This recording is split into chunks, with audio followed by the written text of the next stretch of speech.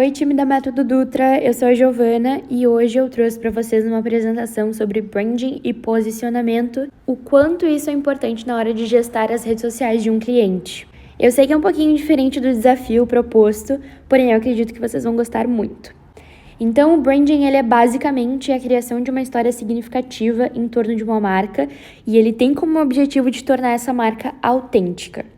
Analisando aqui à direita o perfil do Método Dutra, eu fiquei com algumas dúvidas em relação ao que é o Método Dutra, qual que é a história significativa que o Método Dutra quer passar para o consumidor final, quais são as empresas que podem acionar o Método Dutra e o que seria? Seria uma agência de publicidade? Seria uma agência de marketing ou seria uma assessoria de marketing?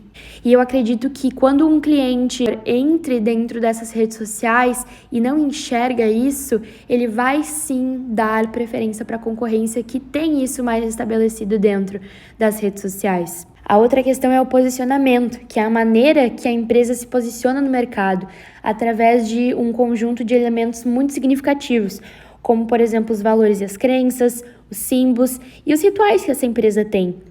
Aqui à direita a gente tem o Instagram do Vinícius Dutra, o que eu acho muito interessante, pois como é um Instagram pessoal, ele tem um posicionamento maior porque ele precisa que as pessoas enxerguem quem ele é e o que ele faz. Ele precisa gerar uma identificação para com as pessoas, para que as pessoas consigam seguir ele e entender o que ele faz e qual é o dia a dia dele. O Instagram pessoal de um empresário é muito importante quando ele é ativo, para que as pessoas através dele consigam entender a empresa. E quais são as estratégias, como que a gente pode fazer e trazer esse branding, esse posicionamento? E o primeiro passo é a definição do público. Qual que é o público ideal da Método Dutra? Quem que tem que seguir, quem que tem que engajar, quem que tem que estar dentro deste ambiente? Quais são as pessoas que vão se identificar com isso? São empresários? O perfil do Instagram precisa dizer muito e deixar muito claro quais são as pessoas que ele quer e que ele precisa que estejam ali junto com ele. A segunda coisa é o diferencial, a experiência que o consumidor vai ter em frente a essa empresa, a maneira com que a empresa vai se portar em frente a esse consumidor. O terceiro é a identidade visual, porque é através desse elemento que o consumidor ele vai estabelecer uma conexão com a empresa e ele vai reconhecer ao ponto dele seguir, acompanhar, engajar e para quem sabe no futuro ele se tornar um potencial cliente. E o último, mas não menos importante, é a personalidade. É definir qual a imagem e o jeito que a marca ela quer ser lembrada por esse consumidor. Principalmente a questão de fidelizar esse seguidor para que depois ele se torne um potencial cliente.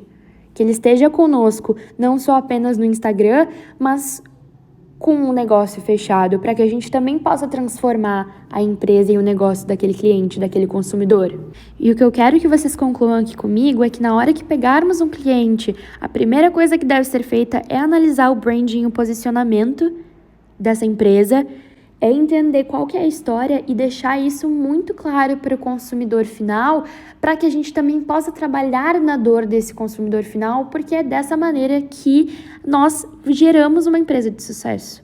E eu dou como exemplo a Natália Beauty, que independentemente da forma que tu conheça ela, seja pelo cappuccino que ela proporciona no momento que a cliente chega no ambiente onde ela está, seja pelo pijama que ela usa na hora de fazer o atendimento, ou seja pelo fato de que ela cobra R$8.000 para fazer a sobrancelha, as pessoas conhecem ela por algum motivo, porque ela tem essa marca estabelecida.